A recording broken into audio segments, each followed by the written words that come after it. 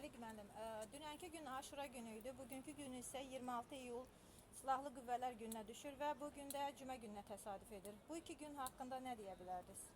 Teşekkür ederim sualınıza göre. Dünənki Aşura günü İslam tarixində çox müqəddəs gündür.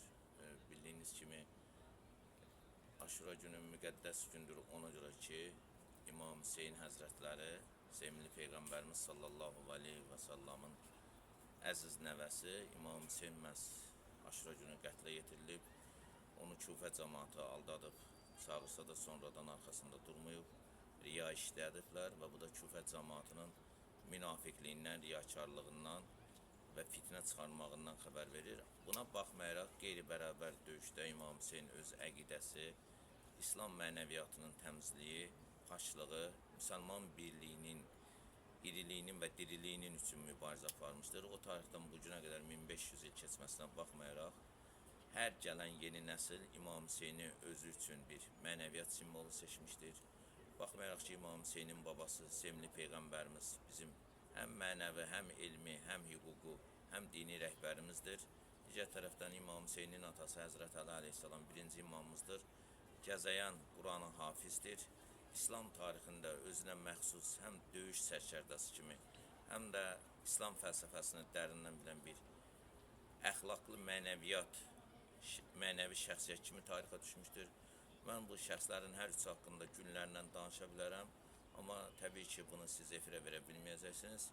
Silahlı qüvvələrlə bağlı onu demək istəyirəm ki, Azərbaycan bugün çox böyük nüfuza malikdir, həm ordusu, həm dövlət olaraq özü. Birinci Qarabağ Savaşında təxminən 28.700 şəhidimiz var idi. İkinci Qarabağ Savaşında 44 günlük müharibədə 3200 şəhidimiz var. Şəhidlərimizin yeri onsuz da məkanı cənnətdir. Onlar sorğu-sualsız cənnətdə müjdələniblər. Və bu dövlət bizə əmanətdir. 26 iyun Silahlı Qüvvələr günündə məhz bugünkü əziz günə, Cümə gününə təsadüf edir.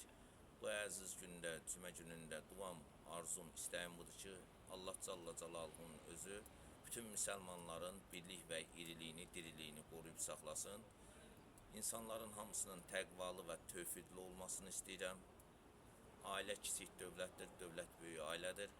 Ailə başçıları istəyir ata, istəyir ana nə qədər təqvalı, imanlı olsa, bir o qədər cəmiyyətə tərbiyəli, əxlaqlı qız və oğlan övladları verə biləcəkdir.